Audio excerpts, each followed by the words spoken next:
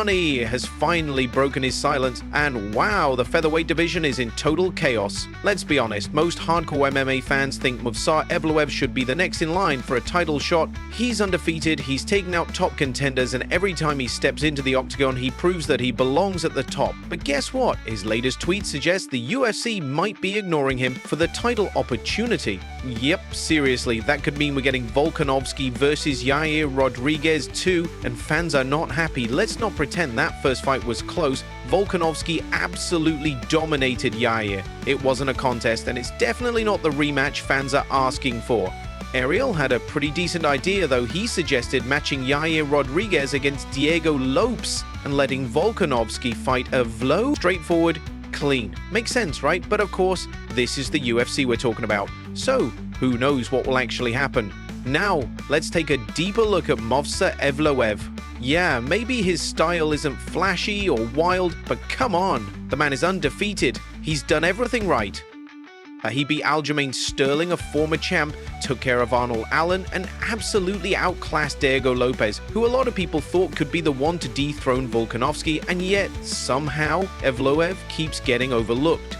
He doesn't have a flashy persona, no trash talk, no wild promos, just consistent wins. And now that the title is up for grabs, he's being left out of the conversation once again. That's crazy. Evloev is no joke. He's a real threat at 145 pounds. Hardcore fans would love to see him take on Volkanovski in a true technical battle, a chess match inside the cage. Even though he may not be the biggest name, even though he may not be the most popular fighter, may not have the most exciting style, Volk has not and has never shied away from any of this. Maybe it's because he's a fighting champion, he's just that kind of guy, or maybe because there was once a time where he was in a spot where, people weren't banging the drum to fight him.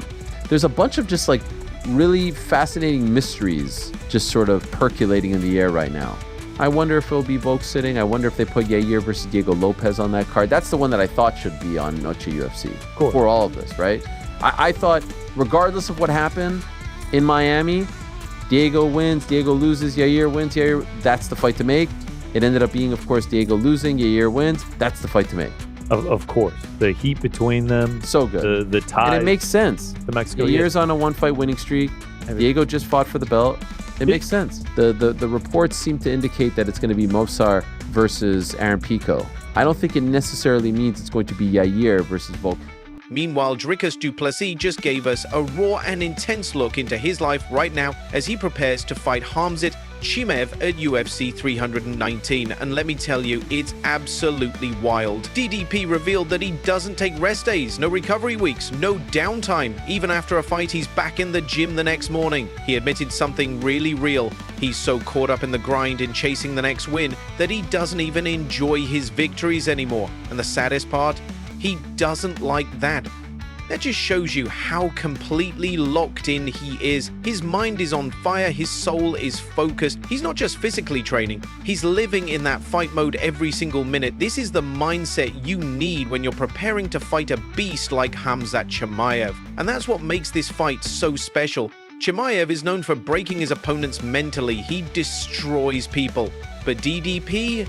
He's not the guy to fold. He's relentless. He's obsessed. He's literally uncomfortable in peace. That's what makes him terrifying. For Khamzat, this is everything he's been working toward. All the hype, all the press, all the expectations. This is his moment to show he's not just another contender. This is his shot to become the champion and finally step into the superstardom the UFC has been building around him since day one. You get these guys, a lot of guys do this. So they'll fight, they'll take off for a month, and sometimes even longer. I can't do that. Like taking off for a month, I will forget how to do what I do. And what am I going to do for that whole month? So it's less intense. I'll take off however long I need. Sometimes, mostly, I'll fight this Saturday, Sunday. Next day, I'll be at least go for a run. If the next day, I mean, subject to injury, of course. Yeah. If you're not injured, because if you do this your whole life, I've been fighting professional now since I was 19 years old. It's the only job I've ever had. So what else am I going to do? It's what I know. It makes me feel good to train. Especially after a fight, you immediately start thinking about what you could have done better, the things you can improve on, and then you want to start working. But it's very important to take that break. Once you get that obsessed, you start, and you just want to go. You start not appreciating the wins as much. And I find that being more devastating than anything, because then you're just thinking about what's next. Now, get ready for the big bomb. Spanish MMA journalist Alvaro Quintero just blew up the MMA world again. And if you know anything about Ilia Topuria, you already know Alvaro has crazy inside connections. This guy's been right about nearly every Topuria update before the UFC even announced it. Fights, nicknames, title talks, you name it, he leaked it first. So when Alvaro went live on Twitch and dropped a shocking statement, fans went wild. He said that during a sparring session, Ilia Topuria took down Khamzat Chimaev.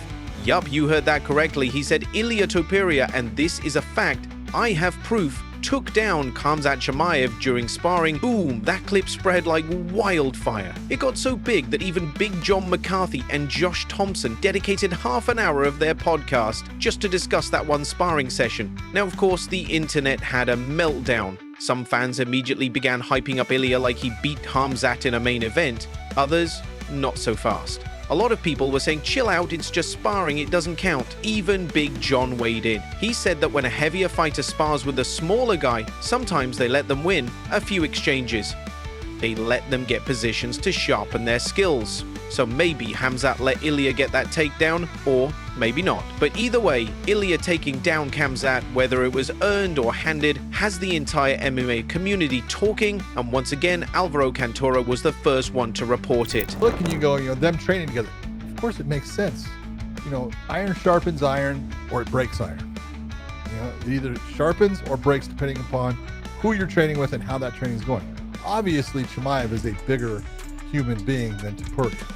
Okay, here's a guy that cuts down to 185 or was cutting all the way down to 170. He's bigger, and so, but training is training. And again, all kinds of things happen in training, and you can train with a smaller fighter if you're the bigger guy, as long as you don't lose your mind.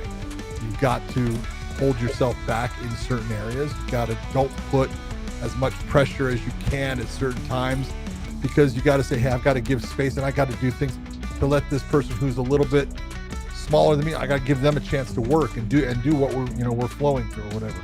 But it makes sense. It makes sense that they both kind of congregated towards each other. The backgrounds, everything. And now, onto Daniel Cormier, who is making headlines of his own. DC doesn't believe for a second that Jon Jones will retire without facing Tom Aspinall. On his show Funky and the Champ with Ben Askren, DC broke down exactly how he thinks Jon Jones is wired, and his thoughts, straight fire. DC said that Jon Jones's ego is way too big to walk away without settling the score with Aspinall. The idea of fans saying Jones ran from Tom would eat him alive.